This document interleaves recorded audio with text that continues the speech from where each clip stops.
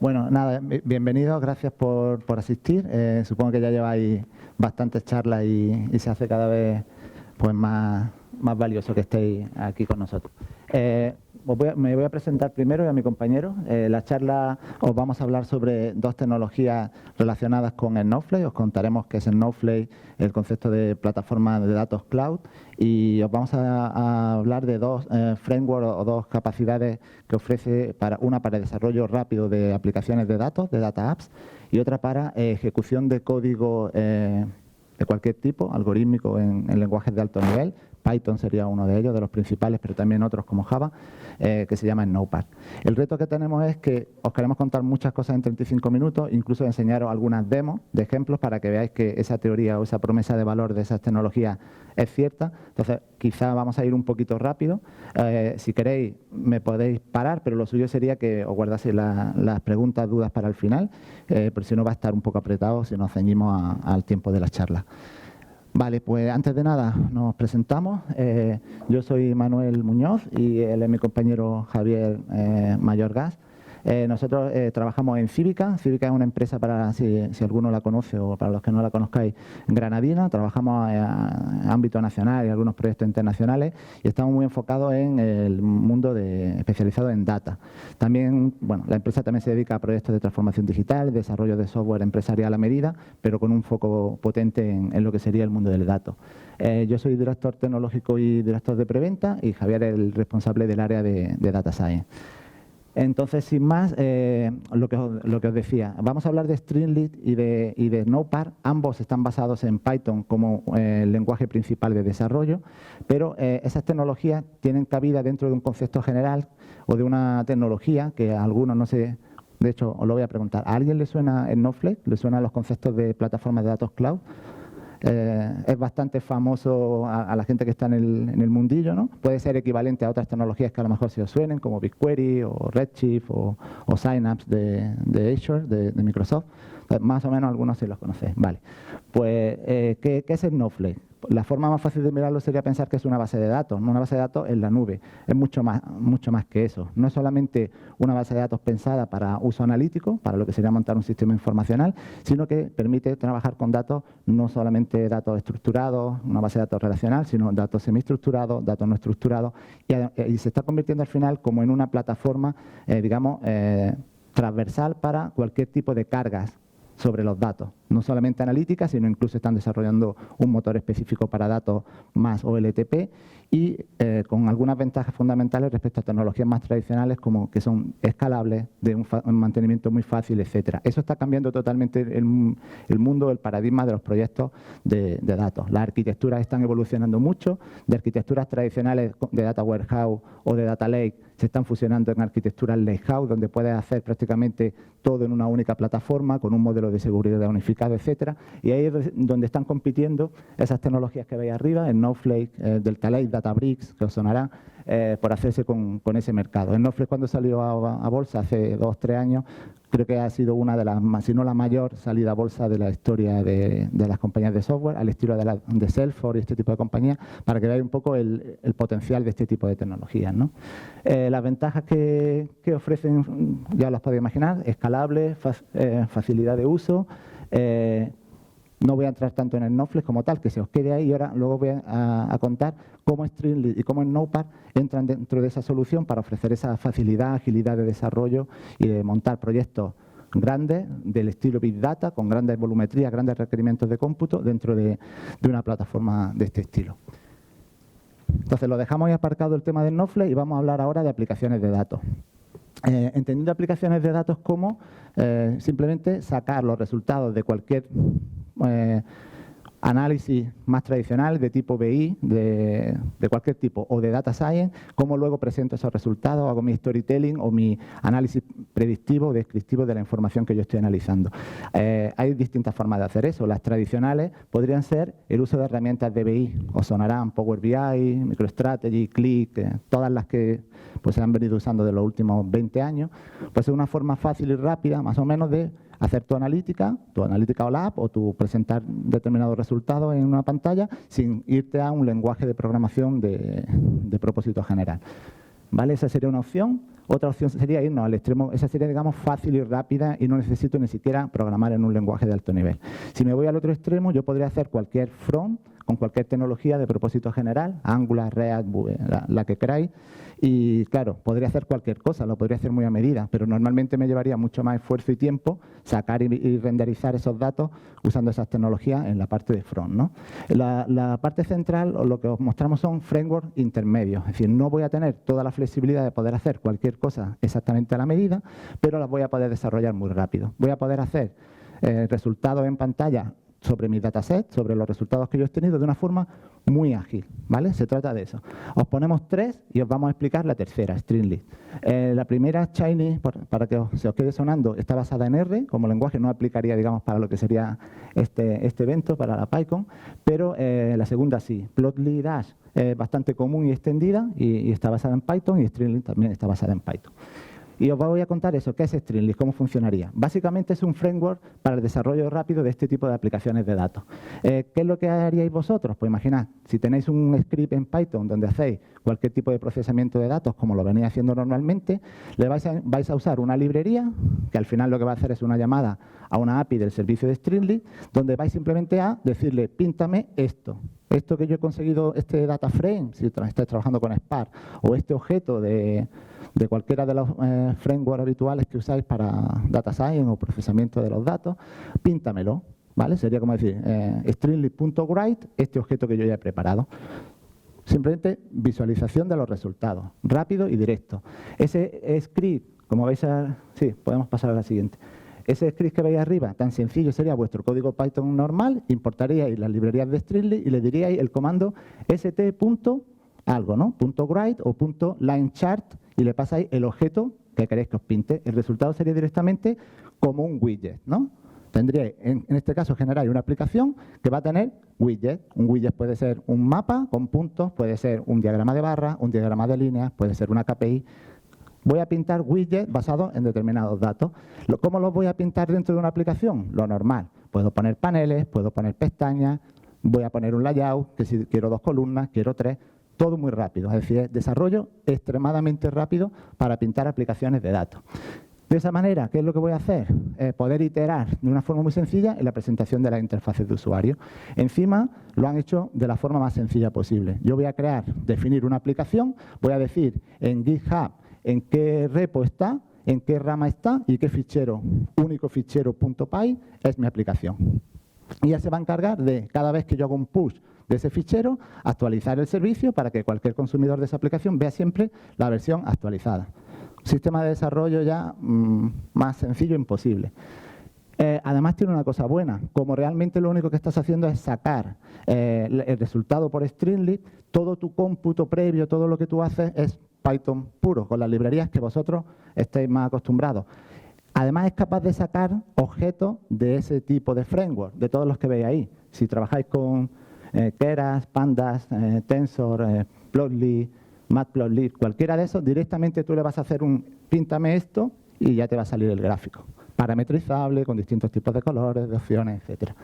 Rapidez extrema en el desarrollo de aplicaciones de datos basado en Python, ¿vale? El funcionamiento más o menos ya lo he contado, pues yo tengo un fichero .py que lo voy a subir a mi repo y el servicio de Streamlit automáticamente, o bien porque yo le digo redeployamelo, refréscalo, o porque he hecho un push, automáticamente lo actualiza y sale el cambio en tu interfaz. Y ya se consume a través de una URL desde cualquier navegador, ¿vale? Entonces, rapidez de desarrollo, facilidad, actualizaciones automáticas, control de acceso a las aplicaciones, es decir, no lo puede ver cualquiera, tú puedes decir qué usuarios son los que pueden visualizar esa aplicación. Entonces, es muy fácil o acelera mucho el desarrollo colaborativo de aplicaciones, de la parte frontal de visualización, y es ideal para pintar cosas en proyectos de data science. Si lo probáis, lo que a lo mejor una aplicación antes os podía, no sé, depende de cómo seáis de rápido o de qué aplicación, pero os podía llevar días, son cuestión de una hora, minutos, es decir, súper rápido pintar aplicaciones de este tipo. Os lo vamos a enseñar con una demo, voy a dar paso a mi compañero Javier. Un momento. Vale, sí, vale. Bueno, pues ahora sí. Lo tengo que juntar mucho, ¿no? Vale. El caso de uso que queríamos enseñaros es, bueno, un dataset que hemos encontrado en Internet que tiene un histórico de, básicamente, de accidentes Vale, sí, se escucha, ¿no? Vale.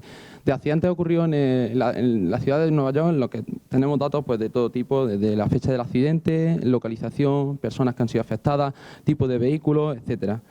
Y en esta demo que vamos a presentar, bueno, vamos a dar esa facilidad que tiene Streamlit que ha comentado mi compañero Manuel, cómo tan fácilmente se pueden disponer los elementos en nuestro web, en nuestra data app, a partir de un layout que distribuimos fácilmente. En este caso, hemos establecido pues, un sidebar aquí a la izquierda, en lo que son filtros que permanecen y van a permitir hacer filtros a data que aparece en todas las siguientes pestañas. Esa distribución según pestañas que tengo aquí, esto de Geography, Temporally, Vehicles, estos títulos de aquí arriba, nos facilitan la distribución de los datos a través. En este caso hemos decidido dividir el análisis de datos pues, en 3 pestañas. Una pestaña dedicada para el enfoque geográfico, otra pestaña dedicada para el enfoque de la temporalidad, cómo la temporalidad afecta a los accidentes, etcétera, y otra pestaña un poco más explicativa de qué tipo de vehículos son los que más afectan o no. Como bien he comentado, todos los filtros son totalmente dinámicos y los cambios que hagamos aquí hacen que el filtrado sea on the run. Los gráficos se van actualizando, en este caso hemos filtrado por el distrito de Brooklyn. El mapa, ahora veremos cómo se plotea el mapa, que es simplemente una sola línea. También tenemos capacidad de poner métricas ahí a la derecha, tipo KPI, igual que tenemos aquí abajo. Yéndonos al código, ¿vale? Espero que lo veáis. Sí, ¿no? Vale. Le he puesto la letra un poco más grande. Título y subtítulo, pues bueno, lo hacemos muy fácil. Una línea de código, st.markdown, y ahí podemos meter el código que queramos. Título, con su CSS incluso si queremos. División en pestañas, vale, st.tabs. Eso ya le ponemos las pestañas que queramos y luego con un width, dentro de cada pestaña ya vamos a tener nosotros para poder distribuir el contenido. El data frame, cogemos el data frame, vamos a manipular el data frame exactamente igual que nosotros manipulamos nuestro data frame con un Jupyter Notebook. Es un Pandas, ¿vale? Entonces, cuando queramos plotear ese data frame, ¿cómo lo hacemos? En este momento, un varchar, pues st.varchar. En el gráfico del mapa, ¿vale? Por aquí. Muy rápido. Aquí arriba. Vale. Get map data y ya se plotea el mapa. st.map, el map data. Solamente necesitaríamos que el data frame tuviera esas 2 columnas, latitud y longitud, básico. Los KPI simplemente reciben 2 parámetros. El label primero y si queremos meter un label secundario, por ejemplo, el aumento en los últimos meses, etcétera. ¿Qué más cosas podemos hacer con respecto a temporalidad? Bueno, gráfico del tiempo, de cómo se han distribuido los accidentes por hora, incluso lo que ha comentado mi compañero Manuel. Supongamos que queremos utilizar librerías, ¿por qué? Pues porque la librería que me ofrece Streamlit tiene una limitación, ¿no? Que a mí me gustaría filtrarnos, hacer un poco de zoom, etcétera. Me gusta más la tipología de otro framework, etcétera. Bueno, pues nada, podemos utilizar Plotly como en este caso y hacemos un gráfico en el que es mucho más dinámico, me gusta, puedo reaprovechar quizás porque en otro proyecto lo haya utilizado muy fácilmente. ¿Cómo se hace esto? Pues nada, aquí en este caso metemos st.onlinechart o en este caso aquí creamos el gráfico de Plotly y hacemos st.plotlychart y la figura directamente. Por último, ¿vale? Para que veáis que no os miento, en esta parte de vehículos hemos metido un filtro ahí para esta página del tipo de vehículo y teniendo estos datos, con este típico data frame que es básicamente un group by del tipo de vehículo y el número de accidentes, con un st.varchart ya tendríamos ese data frame y se actualiza además sobre la marcha. ¿Vale? Intenta hacerlo. Aquí lo guardamos. ¿Vale? Y aquí he recargado la página. Vengo a la pestaña de vehículos. Tengo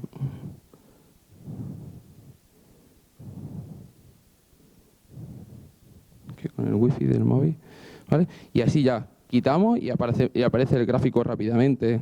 Se va haciendo todo sobre la marcha. Incluso el apartado de deployarlo, pues desde aquí rápidamente, deploy this app, y eso ya va a llamar a lo que ha dicho Manuel anteriormente, de como mi proyecto ya lo tengo deployado en Git, automáticamente se va a deployar. Es muy rápido. Y con esto creo que no me dejo nada, te doy paso a ti, ¿vale, Manuel? Que vamos a explicar la parte del Notepad. Vale, a ver, aquí lo importante, no sé si se ha entendido, puedes pensar, pon un framework para hacer desarrollo. Streamlit es un framework open source gratuito, lo podéis usar en vuestro equipo y ya tendríais la capacidad de pintar todas esas figuras. Si además usáis Streamlit Cloud, tenéis el servicio de que se conecte al GitHub y haga todo automático y el control de acceso. Entonces, lo podéis mirar, lo podéis usar. Eso es independiente de Snowflake. ¿Por qué lo hemos metido en una charla relacionándolo con Snowflake? Porque Snowflake quiere que seáis capaces de desarrollar aplicaciones sin tener que hacer nada, totalmente SaaS, sin preocuparos, y lo ha metido como un servicio dentro de la plataforma. Pero podéis usarlo totalmente con independencia de Snowflake. Y al final es vuestro código limpio, tal como lo que hace es simplemente ST, line chart, ST, map, y pintáis esas componentes organizados en el layout que queráis. Rápido y fácil. ¿Os parece sencillo y rápido? Vale. Pasamos al backend. ¿Cómo puedo ejecutar código de alto nivel, de cualquier tipo, cargas de trabajo, workloads, de data engineering, de data science, de cualquier tipo, de forma escalable, sin preocuparme por la infraestructura, que escale automático, que yo no tenga que estar preocupándome de historias de Kubernetes, de infra, de dimensionar, cuánto cómputo necesito en mi backend. Los que estáis trabajando con Spark o Databricks sabéis que lo tenéis más o menos fácil. Si vais por la interfaz de Spark, si usáis los data frames, os podéis desacoplar porque luego pues, hay una escalabilidad de los clústeres y digamos que vais a poder tener paralelismo, ¿no? Aquí lo que el Snowpark persigue lo mismo, pero va mucho más allá. Básicamente lo que han hecho en Snowflake con el Snowpark es copiar tal cual Spark. Si veis Snowpark, Spark, han copiado Spark y lo han fusilado y han hecho lo mismo. Es decir, no es exactamente compatible, pero hace exactamente igual. El concepto de data frame. Podéis coger datos de cualquier origen y tratarlos sobre el data frame como si fuese una tabla lógica de forma paralelizable. Pero han hecho más todavía. Lo que permiten es, no solamente en Python, que va a ser el lenguaje principal y el más usado en el Snowpark, sino también en Java y en Scala, vais a poder inyectarle a Snowflake cualquier código que queráis. Cualquier función, cualquier clase, lo que queráis, se lo vais a registrar. Es decir, como si le pasáis bytecode, que se va a pasar en Snowflake y que se va a ejecutar de forma escalable en la infraestructura de Snowflake cuando vosotros lo invoquéis. Eso es muy potente porque lo que te da es una infraestructura de cómputo escalable fácil de usar para cualquier carga. Entrenar un modelo, inferencias, transformaciones de datos, cálculos complejos. En Snowflake lo que hacía era eso, pero solamente para SQL. Tú le pasabas cualquier consulta en SQL y él la paralelizaba y te daba un resultado para volumetría gigantesca muy rápido. Pero con SQL podéis hacer ciertas operaciones. Es cómputo, pero cómputo estructurado, algebraico, ¿no? Y todo el resto de cómputo, lenguajes de alto nivel, con bucles, iteraciones, for, control, if. En SQL no hay tanta riqueza, ¿no?, para hacer operaciones. También las vais a poder tener con el Snowpark. ¿Cómo funciona? Si veis Snowflake como un motor de cálculo elástico, veis la parte izquierda, que era como se concibió originalmente el producto, SQL, pues lo han ampliado para que en el lado del servidor podáis, como digo, ejecutar cualquier código elásticamente sin preocuparos de nada. ¿Que él tiene que montar por debajo, si es un código Java, 20 máquinas virtuales en paralelo accediendo al mismo dato? Él se encargará de eso. No os tenéis que preocupar de eso vosotros. Lo único que vais a hacer es invocarlo. Podéis usar, es como una mezcla del concepto de data frame de Spark y código que podéis inyectar en Snowflake y invocar bien como procedimiento almacenado o como UDF. A los que trabajáis con SQL, las funciones definidas por el usuario las vais a poder usar en SQL como si fuese una sum o una operación normal. Vais a poder crear UDF vosotros, que además escalan porque previamente la habéis desarrollado en el lenguaje de vuestra... Esto es muy potente para el que... No sé si conseguiremos trasladar la idea bien o no. El que entienda esto es game changing. Esto cambia el paradigma, ¿vale? Siguiendo un poco, sí, por favor. ¿Cuáles son las ventajas que da esto? Primero, no es como solamente en Spark, que estáis limitados a PySpark, SQL Spark o Scala. Aquí ya se abre a Java y van a seguir metiendo más lenguajes para que cada uno programe realmente en el lenguaje que quiera, ¿vale? Aquí lo que cambia realmente el juego aquí es, o por ejemplo, frente a un Databricks, es que en Databricks todo el cómputo está en el motor de cómputo de Databricks, que está fuera de donde están tus datos. Entonces, si tú quieres hacer cualquier operación, te tienes que traer los datos desde Snowflake. Digo, Snowflake podría ser otra tecnología, pero entender el concepto. Lo tenés que sacar de Snowflake, llevarlo al clúster de Databricks, procesar el dato y luego seguramente volver a guardar el resultado. Aquí, cómputo y datos están en la misma plataforma. Eso es eficiencia, seguridad. Eso es muy potente. Es equivalente a que cuando estáis haciendo operaciones, por ejemplo, de data engineering, estáis haciendo pushdown.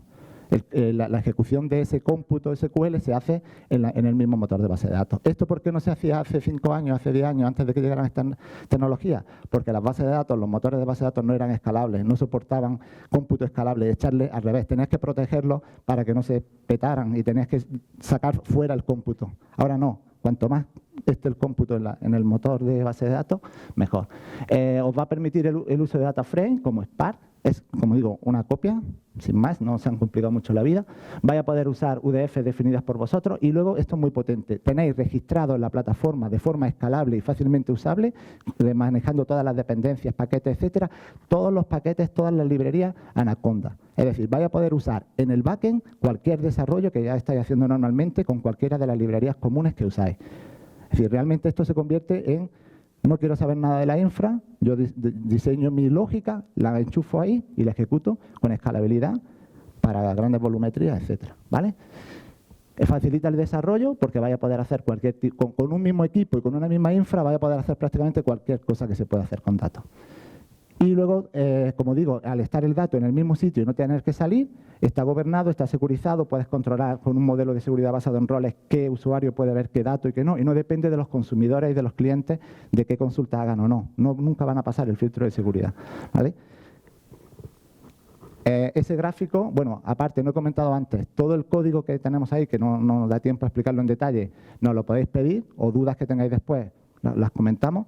Esto igual, ¿no? Realmente cómo funciona es, la parte izquierda es como venía funcionando hasta ahora, hay un query engine que coge las consultas SQL, las paraleliza y las hace sobre los datos que están guardados en Snowflake. Pues lo que han hecho es un serializador de datos para que tú registres en Snowflake tu código Python, tu código Java, y luego lo invoques desde un cliente ejecutándose en Snowflake. ¿Se entiende?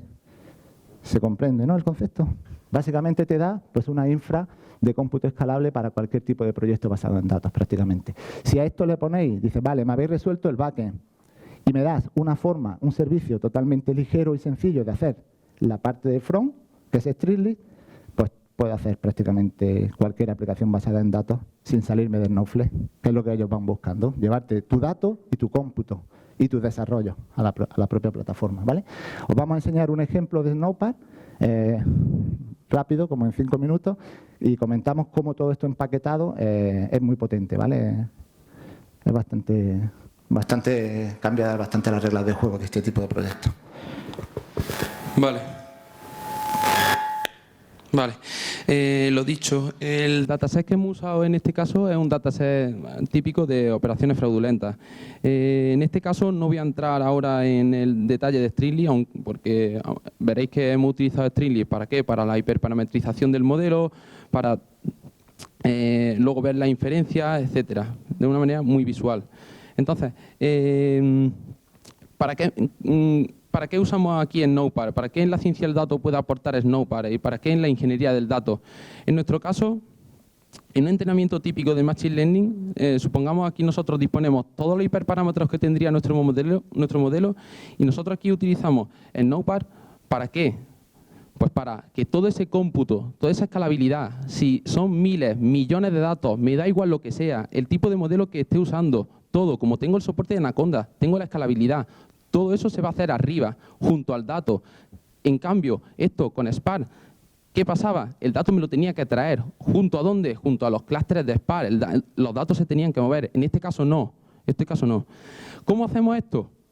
Vale, pues bueno, lo hacemos gracias al uso de estos paquetes de Anaconda, como he comentado anteriormente, y al uso de procedimientos almacenados. ¿Por qué procedimiento almacenado y no UDF? Bueno, esto luego, si queréis en el apartado de dudas, lo comentáis. Ahora os voy a comentar cómo rápidamente cómo cae esto, ¿no? Dentro del código.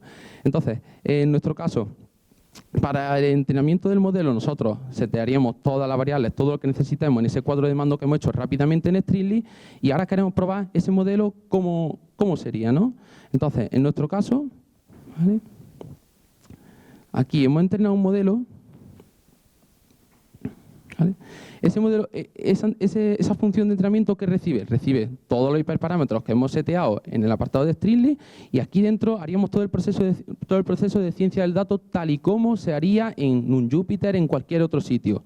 Todo exactamente igual. One Hot Encoding, división en trainee test, todo, ¿vale? Aquí utilizamos un modelo Random Forest y sacamos una serie de predicciones, ¿vale? Pero estamos haciendo en la nube. Ese modelo, ¿dónde está? Pues nosotros hemos almacenado ese modelo donde en el stage, justo ahí también en el Snowflake. Luego ese modelo cuando queramos inferir, ese modelo lo cargaremos y lo utilizaremos. Pero el modelo no sale de ahí arriba. Y aprovechamos la infra, por supuesto. Entonces, ¿qué se hace dentro de esta función? Bueno, ya lo hemos explicado. Ese entrenamiento, división, esa serie de métricas, etcétera. Y ahora veámoslo un poco sobre el caso práctico, ¿vale? Así rápidamente. Voy a entrenar un modelo tipo Random Forest, como he comentado, pues con toda esa serie de hiperparámetros que tenemos ahí establecidos. Y este botón Let's Train lo que hace es, llame ese procedimiento almacenado que he detallado, lo está entrenando ahora mismo ahí arriba, veis que pone running y ahí pone pues lo que me ha devuelto el modelo tras ser entrenado. Esa accuracy, esa serie de métricas que nosotros los científicos de datos nos aportan. Vale, tenemos el modelo. ¿Qué nos interesa? Nos interesa darle práctica a ese modelo, ¿no? Vale, pues ¿cómo podemos llamar a ese modelo? ¿En base a qué? Bueno, pues en base a que para llamar a ese modelo utilizaríamos una serie de parámetros. Quiero predecir si esta operación es fraudulenta o no en base a el emisor, el receptor, la cantidad de dinero, etcétera, tipo de transacción. Vale, ¿eso cómo se hace cerca del dato en este entorno? Mediante una UDF, ¿vale? Tenemos el concepto de procedimiento almacenado y en este caso para la inferencia tenemos una UDF. ¿Esa UDF qué es? Como ha comentado mi compañero Manuel, igual que tenemos un sum y le pasamos dos parámetros y nos devolvería la suma de esos dos parámetros, o tenemos cualquier otra función, nosotros hemos creado aquí una propia. ¿Cómo se crea esa propia función? Pues bueno, llamaríamos desde el propio Snowpark a un registro de esa función, que esa función tiene una serie de lógica dentro, todo Python, pero mediante el byteencoder a nosotros nos da igual, está ahí arriba, sin importar la dependencia de los paquetes ni nada. ¿Cómo hacemos esto? Vale, aquí. En nuestro caso, añadimos los imports, que son los propios ficheritos que nos hacen falta. Aquí los paquetes, que necesitemos, que como hemos dicho, a nosotros nos despreocupamos y hacemos un register de esa función. ¿Cómo nosotros vamos a utilizar luego esa función? Con este predict fraud UDF y entre paréntesis le pasaremos todos los argumentos que necesitemos y los ejecutamos justo ahí. Vale, veámoslo en la práctica. ¿Esto en la práctica cómo sería? Tendríamos esta información sobre operaciones que son fraudulentas y ahora queremos anexarle esa columna que nos diga ¿es fraudulenta o no es fraudulenta? Pues bueno, lo estamos llamando. Y ahora automáticamente está llamando al modelo, está sacando para cada caso si es fraudulenta o no es fraudulenta y aquí tenemos la salida. Para que lo veáis un poco más aterrizado, ¿vale? ¿Cómo se haría esto? Así. Esto es en Snowflake, estamos dentro de Snowflake y la manera de usarlo es así. Se le da asterisco y esta salida del predict fraud UDF, que recordad, la acabamos de registrar justo ahora, todo esto lo hemos hecho justo ahora, el registro del modelo, el guardado del modelo, as prediction. Y si ejecutamos esta línea de código,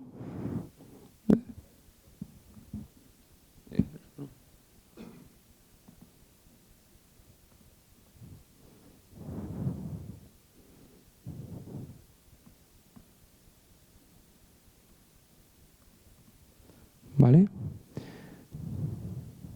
Aquí tenemos. Ahí está, prediction. As prediction.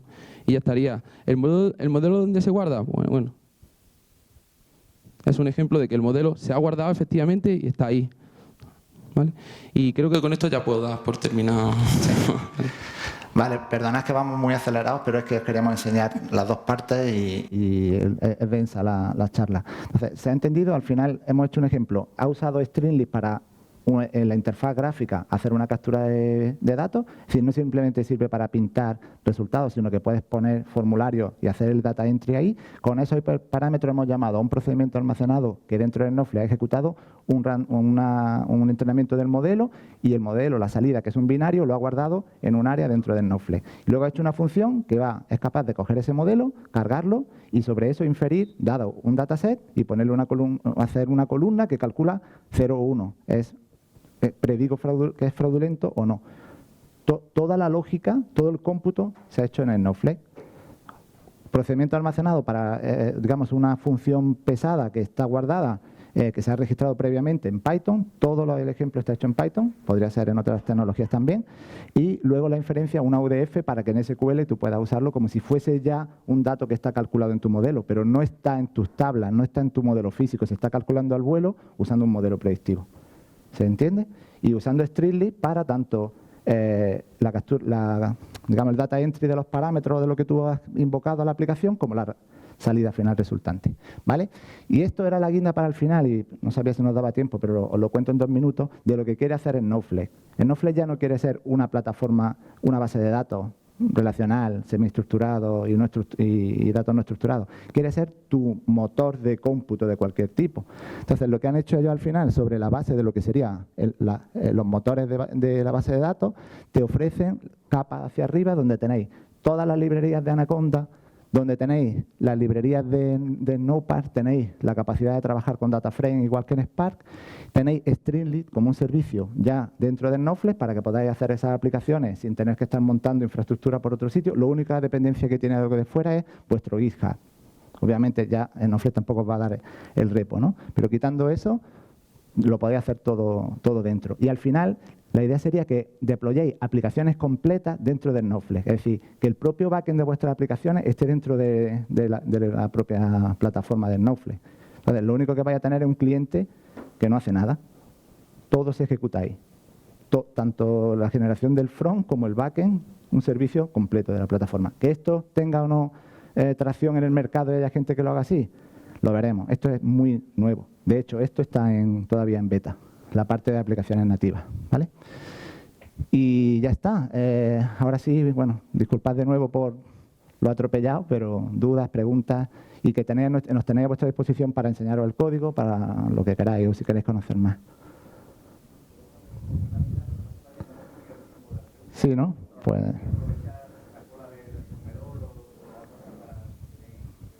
o la hacemos fuera, como queráis. Sí. Sí. ¿No? Pues disculpad.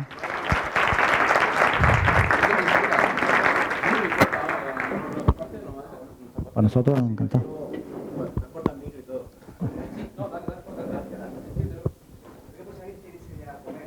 Sí. Nosotros encantados de quedarnos, ¿eh? El que le interese. Llevo en mi empresa 4 años usando Snowflake. Sí. Peleándome con los desarrolladores de Snowflake de Python porque son una patata.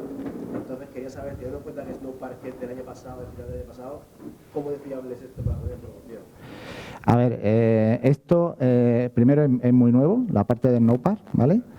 Proyectos reales grandes en productivo están empezando a la gente a subirse, y eso en Estados Unidos. Aquí en España tenemos un retraso de 2-3 años respecto a la adopción de estas plataformas. En Cívica estamos empezando a hacer proyectos de Lakehouse sobre Snowflake ahora.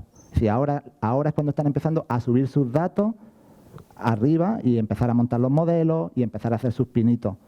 Aquí en España casos de éxito grandes puestos en productivo, no te vas a encontrar, si encuentras uno estarán empezando. Y los que están empezando, muchos de ellos los estamos haciendo nosotros. Entonces, no es algo aquí maduro que te pueda ir a buscar casos de éxito. Entonces, esto lo estamos contando más en perspectiva, ¿no? Del cambio de paradigma de mucha gente duda. ¿Pongo un Snowflake o un BigQuery o lo que sea y un Databricks aparte? ¿O me vengo a la misma plataforma? Nuestra recomendación como arquitectos cuando vamos a clientes, monta Snowflake para todo tu Lakehouse, y por ahora la parte de analítica avanzada en Databricks, porque lo de que hayan copiado Spark pero no sea compatible Spark, tiene muchos pero. Todo tu código Spark, si luego ese fork que han hecho tira para otro lado, ¿qué pasa? Todos tus desarrollos, todo tu legacy, tienes que portarlo y te hace un vendor locking brutal con Snowflake. Eso a mí personalmente no me gusta. Pero esto es, si me voy contigo y lo meto todo ahí, tengo una arquitectura súper sencilla, elástica, escala, todo, es que tiene mucho potencial, pero estás pagando un precio de que te estás casando 100% con una tecnología propietaria. Entonces, pero casos, si tu pregunta es casos reales en producción de que den que a esto pueda ir y ver que es un éxito, esto en concreto, y las aplicaciones nativas empezarán a desplegarse poco a poco en los próximos años. Fuera de España sí, hay gente que está montando arquitectura unificada solo con el Snowflake, con todo, sí hay. Nosotros también tenemos casos de ETL que hemos hecho con PySpark, bueno, y ahora están estas ¿no? en Hive, con Spark, en Hotware, en un Hotware, y al traspasarlo a Snowpark, el rendimiento ha sido brutal, que lo ejecutas por ahí, no tienes que traer datos a los clases que tienes Spark ni nada. Luego también mejoras que tiene, gobierno del dato, linaje del dato, lo mismo sacar el linaje del dato en un código de PySpark, y tú por dentro vas a hacer tus joins, todas tus cosas, tus filters, que es mucho menos entendible que a partir de CLI front. Que eso al final ahí detrás, cuando tú haces un dataframe.filter, un punto web, un punto, todo después, todo se puede ver, bueno, no da tiempo de la demo de hoy, pero básicamente lo que hace es que lo transforma en un código SQL puro y duro. Entonces, el potencial que tiene es brutal desde ese punto de vista. También, bueno, yo creo que se escuchan, me voy a quitar esto, porque si no... También que esto sean soluciones. ¿Se escucha por atrás si hablo fuerte? ¿Nada? ¿No? Con este, vale. También que esto sean opciones no significa que esta sea magia ni la única solución. Por ejemplo, nosotros para Data Engineering recomendamos otras soluciones más tipo SQL, como DBT, por ejemplo. No hagas el Data Engineering con Snowpark, ni siquiera con Databricks, porque los otros son como vistas SQL, mucho más estándar y tiene el linaje garantizado y todo es push down y aprovechas todas las capacidades de la herramienta. Si tienes código en Spark, lo puedes trasladar fácilmente a Snowpark, porque es la misma API que tiene. La misma API que tiene en un data frame de Spark es la misma aquí. Te da muchas ventajas, pero a nivel de arquitectura hay que pensar bien los pros y los contras. Bueno, PySpark al final también es el más adoptado dentro de Spark, pero bueno. Al final es la API y ya está. Pero bueno, la idea era que lo conocierais, ¿vale? Y que el que quiera, pues que investigue un poco y pueda ir más allá.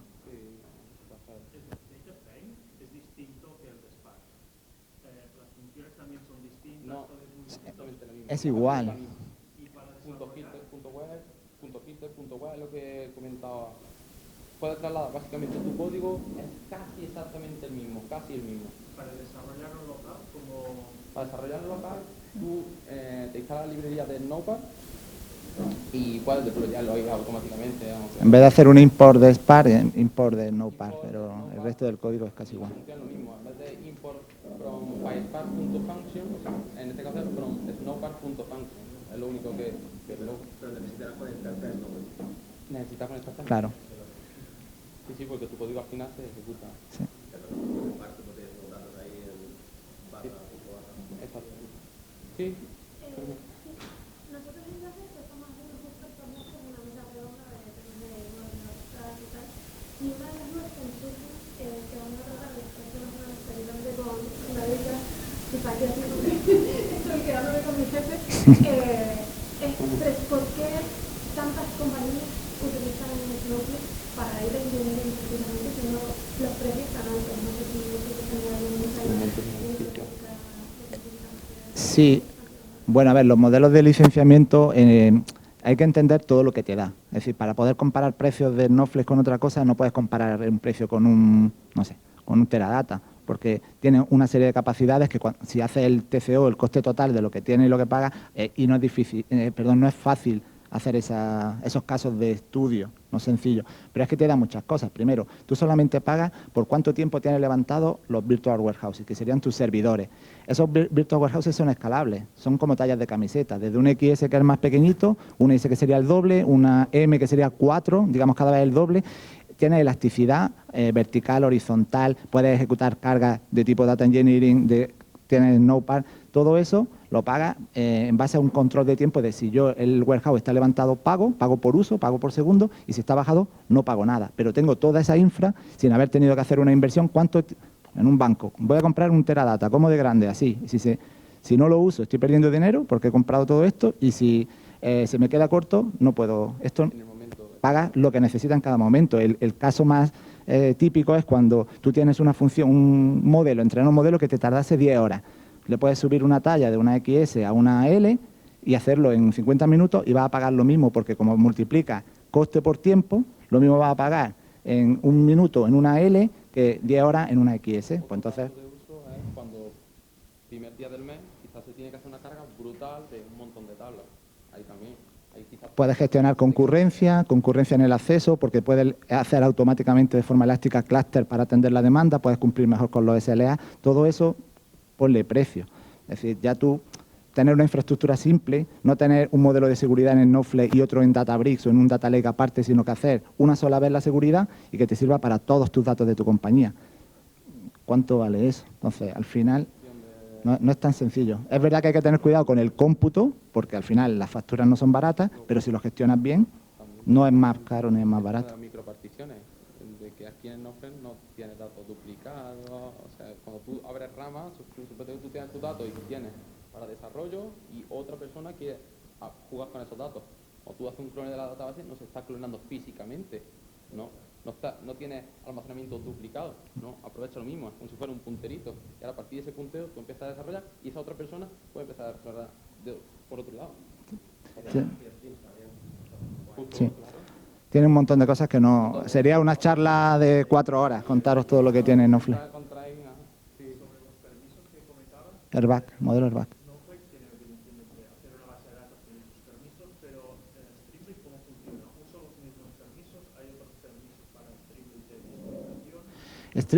Streamlit no tiene nada que ver. Es decir, cuando tú haces tu aplicación, la puedes hacer desde que la despliegas y es libre, publicada para cualquiera, o limitar qué usuarios pueden verla.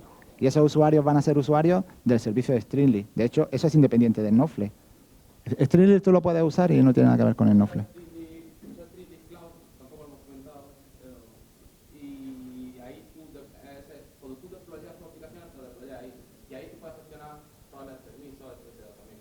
Ese modelo de seguridad es independiente del modelo de usuario y roles de Snowflake. Hace unos meses, Streamlit era una empresa que no tenía nada que ver con Snowflake. Lo han comprado. Sí. Lo han comprado para tener ellos la capacidad de hacer aplicaciones rápidas sin que tú tengas que irte a otra empresa a comprarlo. Para que Databricks es igual. Delta Lake con Databricks quiere quedarse con todo tu cómputo, con todos tus datos. Todo. Entonces, son aproximaciones muy fáciles, sencillas, poca administración. Te lo hago muy fácil, pero ven para acá, que te tengo completamente pillado. ¿Vale? Así. Exactamente. ¿Estamos?